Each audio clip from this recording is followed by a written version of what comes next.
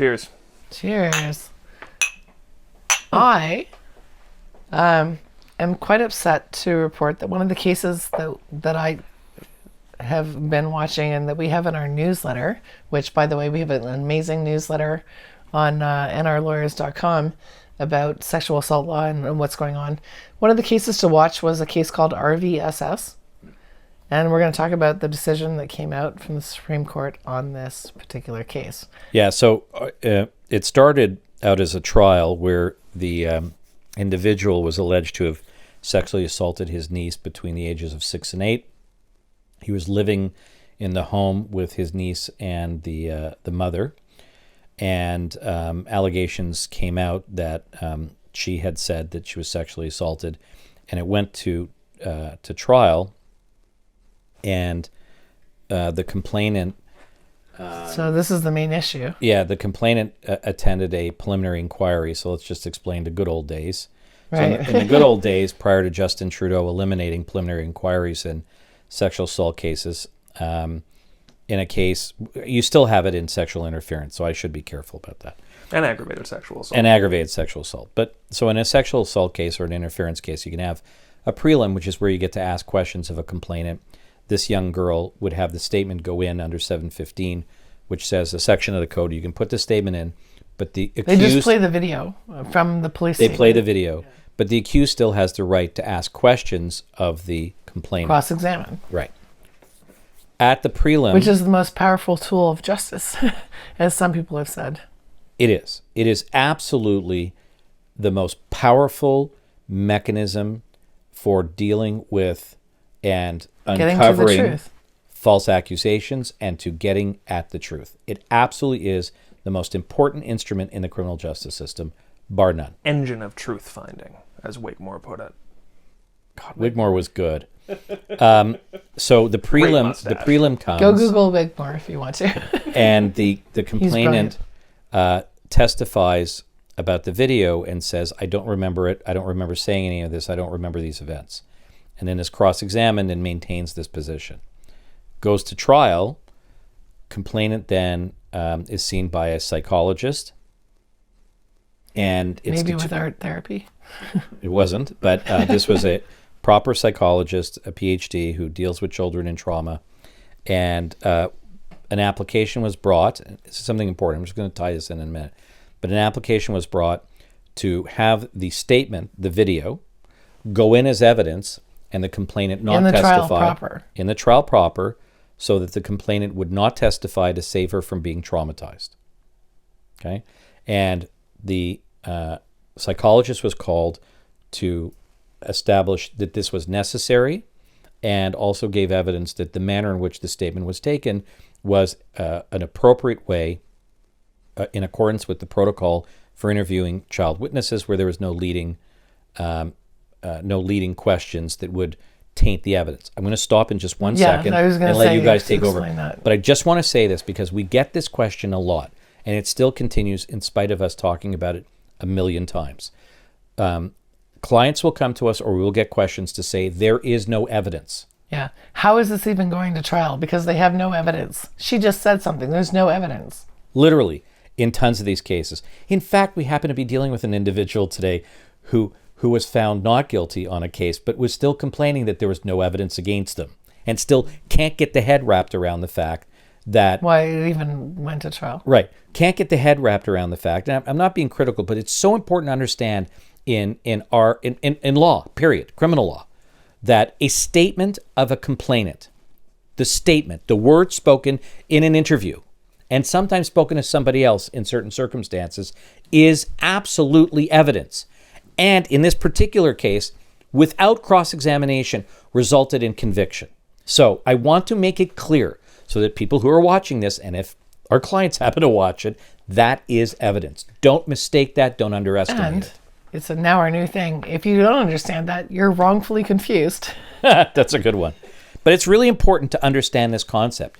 And there's a good reason that people can give statements and can form the basis of a prosecution and a conviction, because people sometimes are abused in circumstances where there's not going to be a camera, where there won't be other evidence. So we understand this. but it's something that people have to understand. These things are statements, and in this case, there's a big debate as to he was found guilty at trial, appealed to the Court of Appeal, 2-1 decision, was found not guilty. Acquittal substituted. Acquittal substituted, sent to the Supreme Court of Canada. And conviction restored. With how much reasons given? Substantially for the reasons given by Justice McPherson at the Court of Appeal, we would allow the appeal. Justice Rowe would dissent substantially for the reasons of Justice Feldman. Well, you're saying the names of the justices. They just said for the reasons of the majority, the reasons of the dissent. That's It's true. like, it was so short. I actually listened to it just to make sure I didn't miss anything.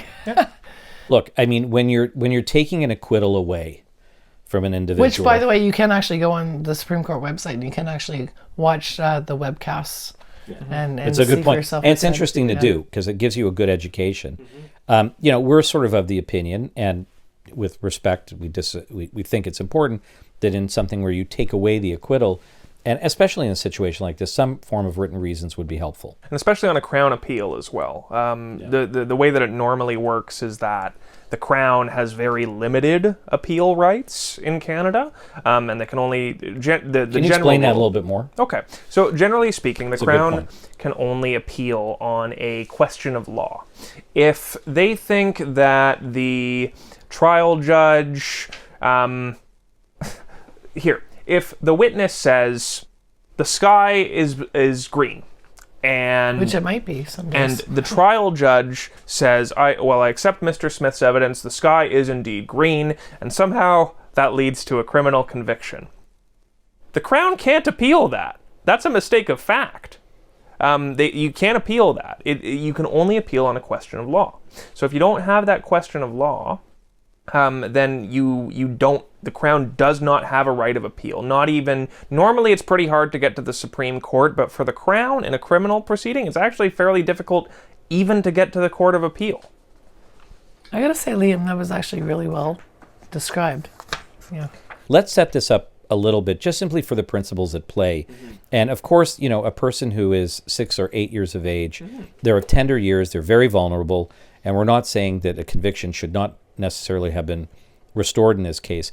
But there are concerns about it, and I think there's concerns about how we deal with reliability of statements and how, as we've been asked by our viewers sometimes to explain areas of law, how a statement can actually be introduced as evidence in and of itself without cross-examination. So let's explore that a little bit. So, to start, we're going to go back to the 90s in a case called The Queen and Khan. In that case, it's a bit of a sad circumstance, but what happened in that circumstance, it's a case about hearsay.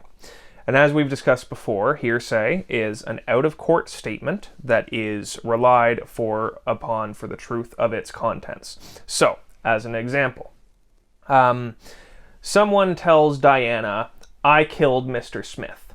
That happens all the time. Diana is then called as a Crown witness to prove the fact that Mr. Smith was in fact killed by the declarant, the person who makes the statement to the person testifying in court. That is wholly inadmissible into evidence, and here's why. As we discussed earlier, Or at least should be. Or at least Sometimes it sneaks in these days. Well, we I haven't only gotten know to the what I was principled told, approach yet. right? So the idea behind this, and as we discussed before, cross-examination is incredibly important in terms of the Anglo-American system of a trial, of the truth-finding process, because the witness gives their story with as little interference from counsel as possible when they're giving their evidence in chief. And then... Well, you just said that. I'm sorry, but I'm going to break it down a little bit more. Okay. So when I try to explain to people what to expect when they go to court, in chief, when you call your own witness, you have to ask open and ended questions. Right. So you can't actually suggest to them what they should be saying. So in this case, a Crown would be calling a witness, and the witness will testify in answer to very simple, straightforward questions. And then comes cross-examination. Which Totally is when different story. the opposing counsel gets the chance to ask these difficult questions and demonstrate that the witness is either mistaken or not telling the truth or somewhere in between. Now, Khan. In that case, again, sad story, A small child emerges from the doctor's office. She has a stain on her shirt, and she makes a statement to her mother to the effect of, Dr. Khan put his private parts in my mouth. His birdie, I think she said. Yes. Yeah. And then something came out. The child was 3.5. 3.5. Couldn't testify. So, like, hard bar, that is too young to show up in court. That statement of the child was put into evidence through the mother. And this case gave rise to what in Canada is known as the principled approach to hearsay. There's traditionally all these different hearsay exceptions. So, for instance, if someone is dying and says, Mr. Smith did it, that can go in. That's called the dying Mr. declaration. Smith? Yeah, You like Smith today? I just choose something because I don't want to use the name of an actual client. Let's not go through all of them because we want to sort of focus on the case. But there's a number of exceptions to it. But Khan introduced a new principled approach to admitting hearsay. And in this case... It had some supporting evidence, not just from the actual statement, though. It was like there was the stain on the shirt. Well, in order to admit It was spontaneous was actually the main thing to say. In order to admit the evidence, you have to look at generally two issues, right? It has to have threshold reliability, and what else? Well, I would put it. I wouldn't go to the reliability first. I would go to the necessity first. So necessity. Well, it's obvious. 3.5-year-old can't testify. Well, but so, I mean, when you're trying to admit something through the principled approach, it has to be necessary in one way or another. So the witness, the declarant, the person who made the statement, is too young to testify, or they're dead. That's a pretty common one. Or they're going to be too traumatized by testifying, which was something. So let's say you prove the necessity, then you have to look at reliability. Yes, and that there's a couple different ways. But let's just break it down though, because we can get too technical, and I know you want to get there, but just like, so in Khan, there was other extrinsic evidence that sort of supported what was said to the mother. There was a stain, it was spontaneous. And also, the mother didn't say, "What's that stain on your shirt?" The child said something first, the stain was discovered later. Right, there was a Because spontaneous... that would be a little bit different if actually the mother had said something to elicit a response. Right. It was a spontaneous utterance by the child when coming out of the examination room. So there are sometimes other factors or indicia that gives rise to reliability. And so there's, whether the process that's used is reliable and that there's some sort of substantive reliability to it. And that can mean a number of things. But let's sort of hone in here. So we've got this situation where this young girl gives a fairly detailed statement to police about what happened, and it's detailed, and one of the factors is that she describes and uses terminology and sexual acts that one not expect a 6 to 8 year old to know. Hopefully. Right. God willing. Yeah. And so that gave reliability to it. And then the judge in the trial also found that based upon the psychologist evidence, the officer followed a proper protocol. Therefore, it's admissible. And the judge didn't pay that much attention to the lack of contemporaneous cross-examination or cross-examination at trial. So it got in. But what I'm interested about here is why, if we can say it in a succinct way, why the Court of Appeal thought this was bad and why the dissent in the Court of Appeal said, no, this should go in. I'm sorry, just one other thing. And this is to underscore the importance of people understanding just how statements in and of themselves can be admitted and lead to a conviction. My understanding was that there were issues about the girl wanting to live with her mother and not liking her uncle. And that there was a little song that was sung, which they had some lyrics.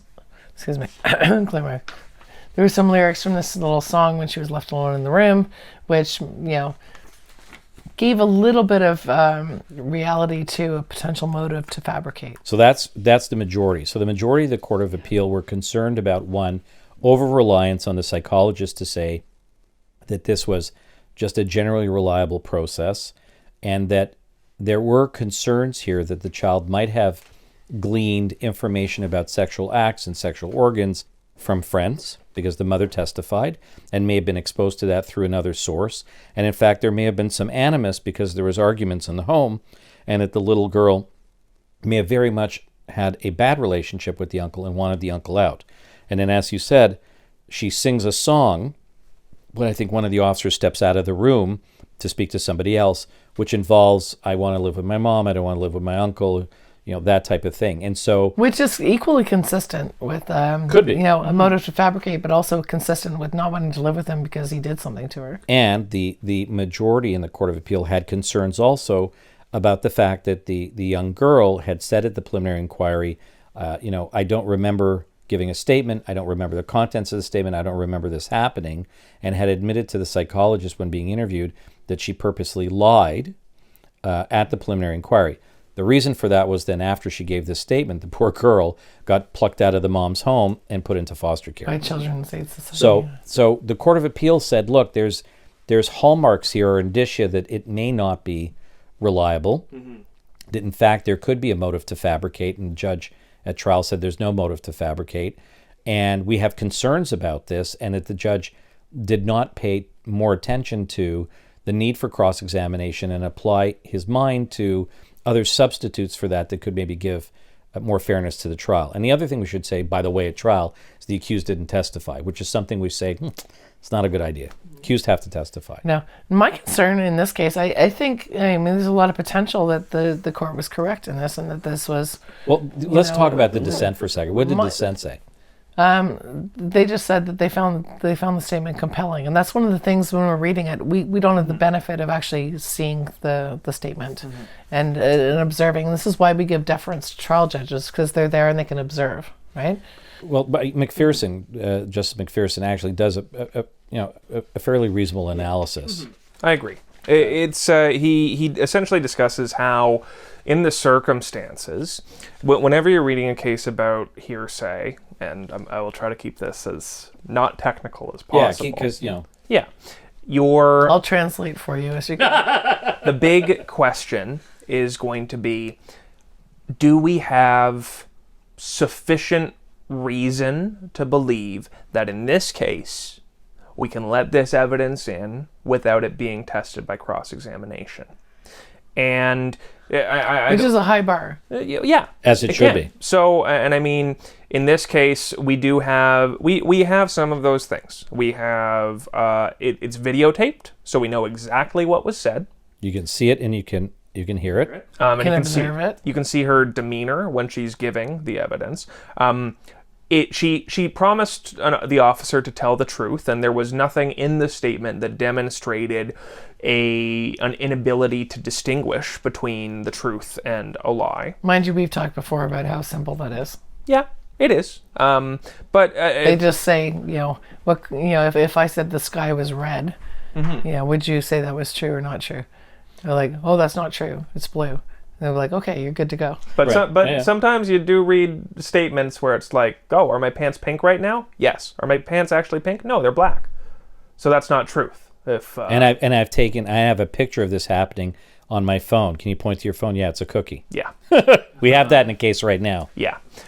So with but in this case, one of the other big things that was relied upon, and it was just touched upon by Joseph right now, in cases like Con and this one of the things that matters a lot is if a child is essentially giving evidence of sexual acts that there isn't a good explanation as to how they came to know the nature of these sexual acts. You don't necessarily anticipate an 8-year-old child to know in great detail certain terminology to refer to people's genitals. You don't necessarily expect them to understand what the act of sexual intercourse is. And then when they're describing that act without using those words, it can serve as an indicia of substantive reliability. We're talking really young, though, because the internet exists now. So that's a great point. So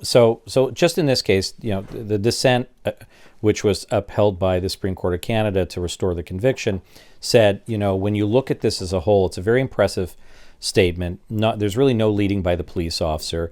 There was no incentive for her to lie at the time because she was still within her mother's care. That always kind of gets me, is like this whole thing of this is what the motive dissent to said. lie. I know. This is what the dissent said. We should talk about motive to lie and a proven absence of motive. So let's talk about that in a moment. But so there was a sound analysis by the dissenting judge in the Court of Appeal, who's very learned and a smart guy, and I have a lot of respect for, and so it was upheld. So this is an interesting example where we're kind of on the fence as to whether the Supreme Court of Canada made the right decision.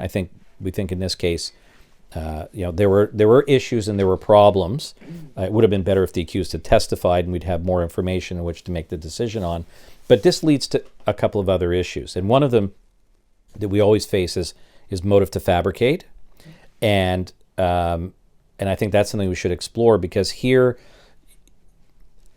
talk about that, and then one other thing I want to talk about is, at what tender age do you say that a complainant, and we're speaking about, and cases involving children are particularly heinous and have to be scrutinized carefully, because the victimization of children is, abhorrent. That said, we deal with cases and we have to also ensure that there's due process, right? But we have this called the internet and social media and TikTok and all sorts of other craziness, which exposes anybody who has access to it to incredible amounts of information about they would never have known 20 years ago.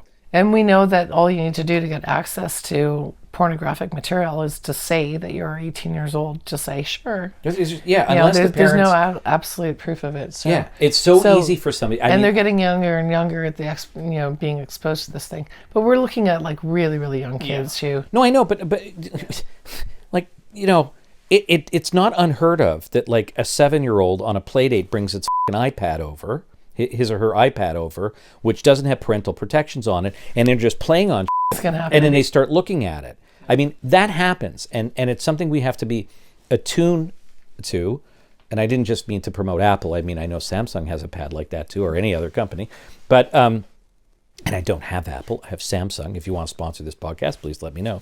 But like, this is reality now in this day and age. That my children, when they were 8 or 9, would go like, "Give me your phone, Dad. I'll teach you how to turn it back on properly, or do a hard, what's it called? A hard reboot? A hard reset? A hard reset." I actually bought a phone once, and I said to the employee I was buying it from, "I want a phone that doesn't make me feel stupid." That's the only parameter I had. I just don't want to have my phone. Actually, the first time I got one where you tilt it sideways or whatever, and you get the full...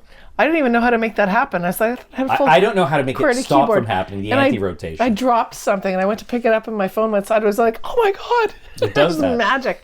Anyway. But I think it's an important point. I think I've just exhausted it now, that if you're defending one of these cases... We'll go back to motive. If you're defending one of these cases, you have to pay particular attention to whether the particular complainant, given whatever the age, could have been exposed to and how.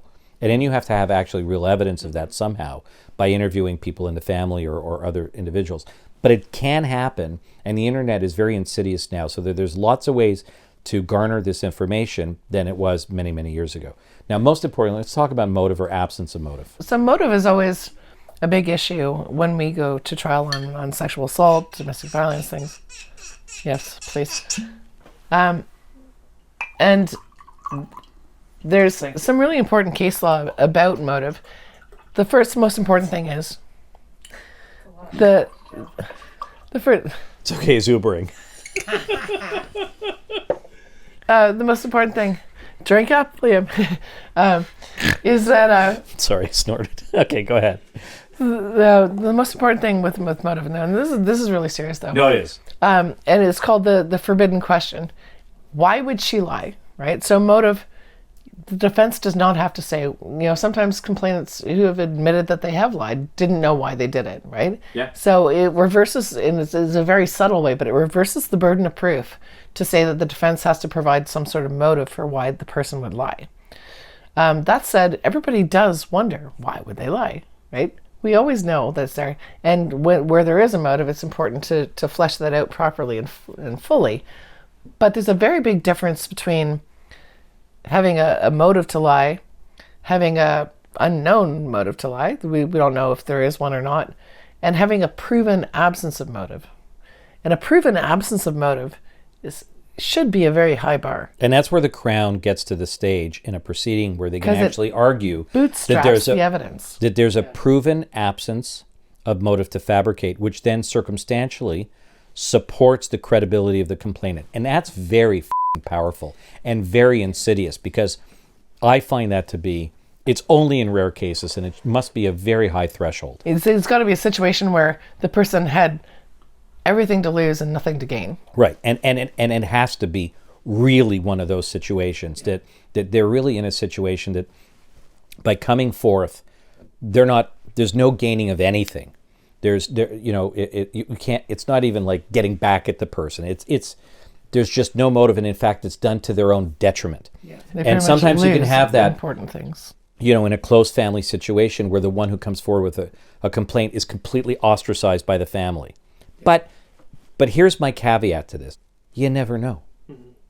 You never really know. And when defending a sexual assault case, clients and other people who inquire with us often say, like, they're just lying. They're fabricating.